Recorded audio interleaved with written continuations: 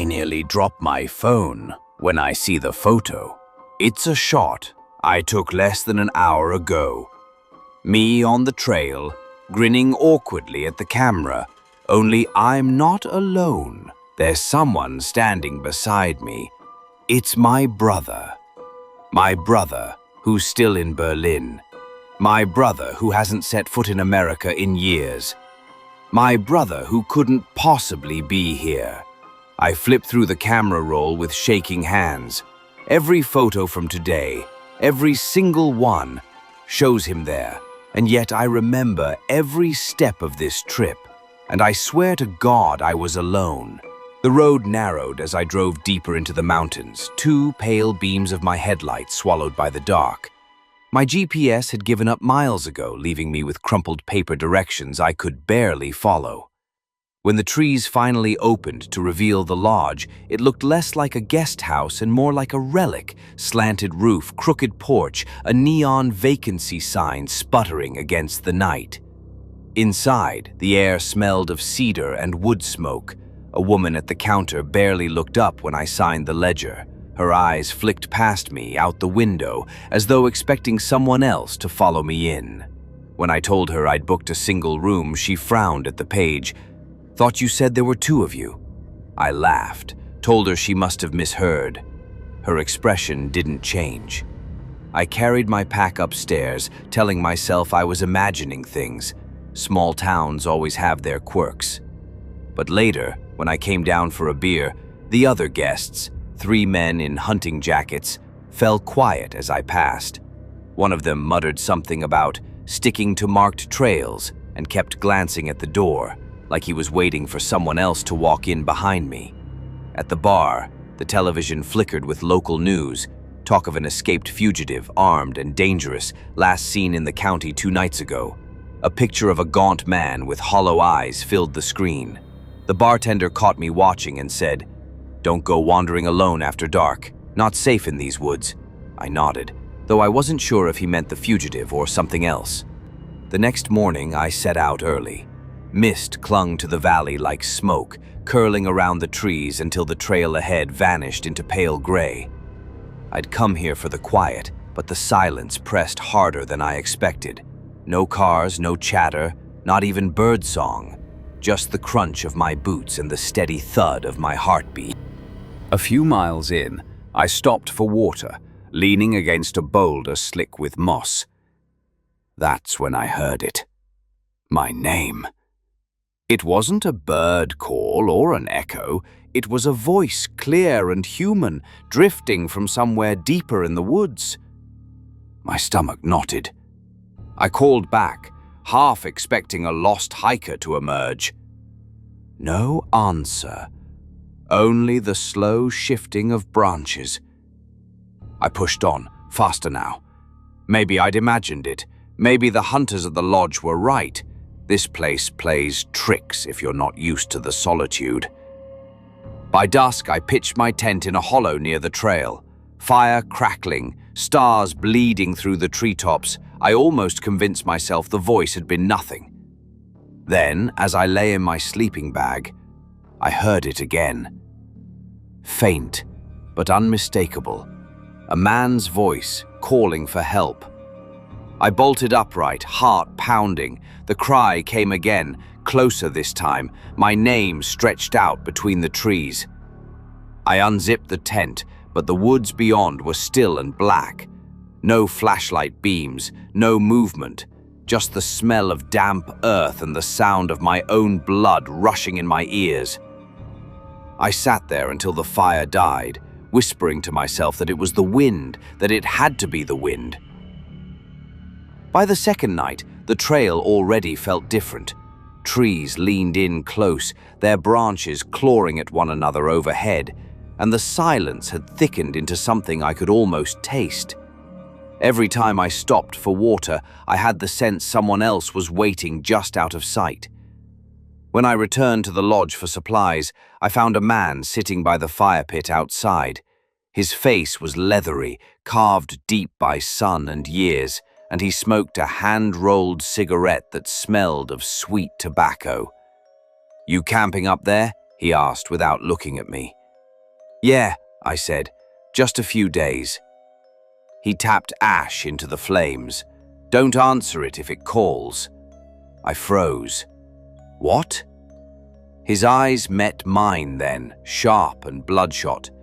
If something calls your name, don't answer, don't even turn your head, that's how it gets closer. I tried to laugh, but it caught in my throat. You mean the fugitive? The old man gave a low chuckle that wasn't amused. A man with a gun's the least of your worries in these woods. Before I could ask more, he stood, tossed the cigarette into the fire, and walked into the shadows without another word. Back inside, the bartender gave me a strange look when I mentioned the man. Said no one had been sitting out there. Said the fire pit hadn't been lit all week. The third night on the trail, I woke to the sound of leaves crunching. Not animals, too steady, too careful. I held my breath and listened. Whatever it was circled the tent twice, then stopped just outside the thin nylon wall. For a long moment there was nothing but silence, then a soft, wet exhale, almost a sigh, and the steps moved away. At dawn I found footprints in the dirt, bare human feet. The ground was cold and damp, and yet there they were, toes splayed, pressed deep into the mud. I told myself it was a prank, some backwoods drifter, maybe even the fugitive, but when I hiked on, the forest gave me no relief. Several times I saw movement on the trail ahead, a figure walking just beyond a bend, same stride, same height as mine. Once, when the branches parted, I swore I saw a flash of my own pack slung across his shoulders. I hurried to catch up, heart pounding. The trail curved sharply, and when I rounded it, there was nothing. Only silence and a stand of trees that looked too close together, as though they'd shifted when I wasn't looking. That night, exhaustion pulled me under fast. My dreams were vivid, too vivid. I was hiking beside someone, matching step for step. His face was blurred, always turning away, but his presence pressed close, familiar in a way that made my skin crawl. When I jolted awake in the dark, I swore I heard the whisper of another sleeping bag unzipping right beside mine. By the time I made it back down the trail, I was running low on food. The little general store by the gas station was the only place for miles, its windows crowded with dusty taxidermy and sun-faded beer ads. The clerk, a tired woman with a braid down her back, rang up my supplies without much talk until she asked, "Your brother want anything?" I blinked. "My brother?" She nodded at the window. "The tall one with you earlier said he'd wait outside." My throat went dry. I came alone." She frowned like I'd made a bad joke. "Suit yourself." I bolted out the door, half expecting someone to be leaning against my car, but the lot was empty, heat shimmering above the asphalt.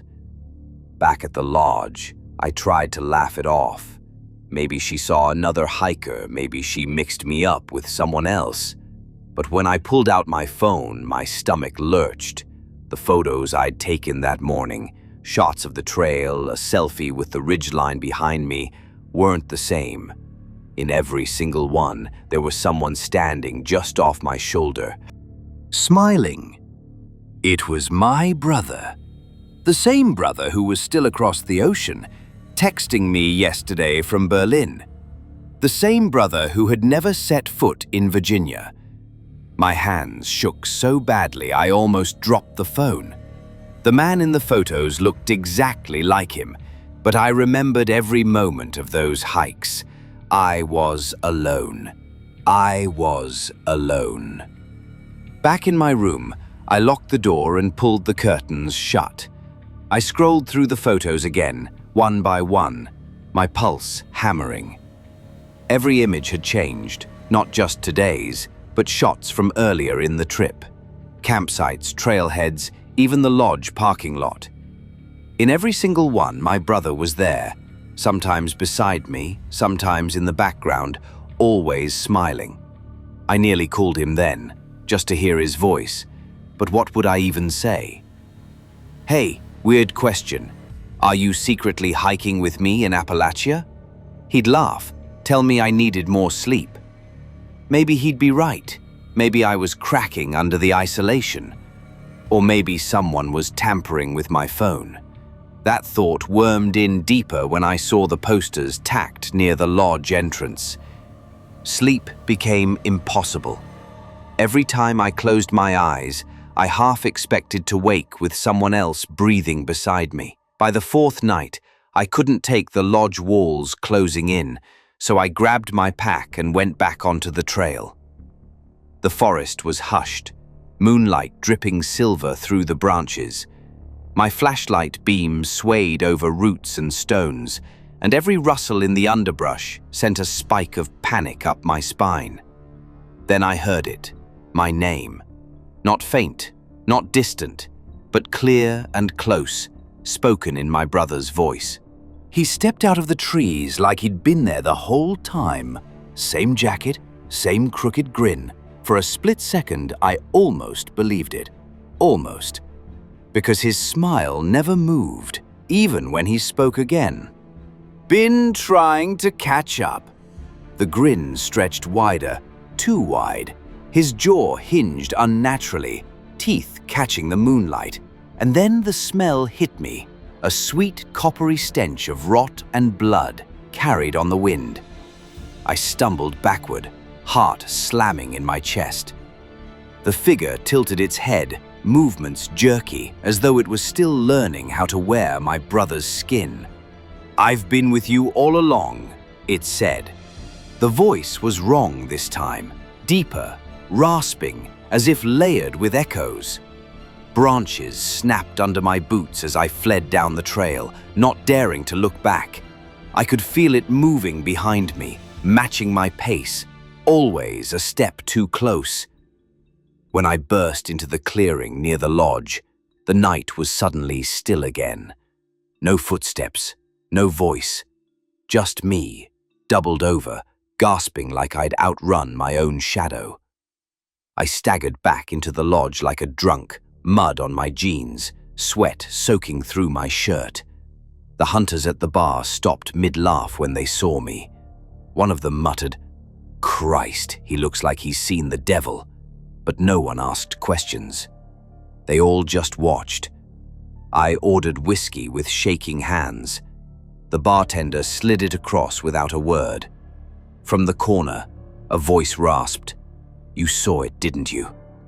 The old man from the fire pit leaned forward, eyes catching the dim light. I wanted to deny it, but my throat wouldn't work. He gave a slow nod. "Figures. It likes travelers, drifters, folks no one will miss if they don't come back." My voice cracked.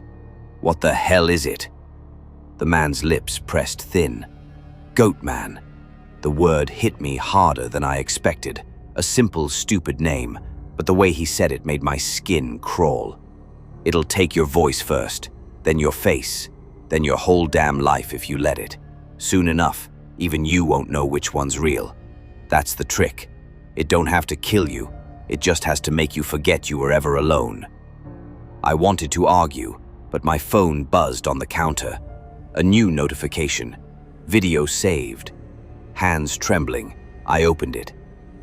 Me, sitting at the campfire last night, laughing.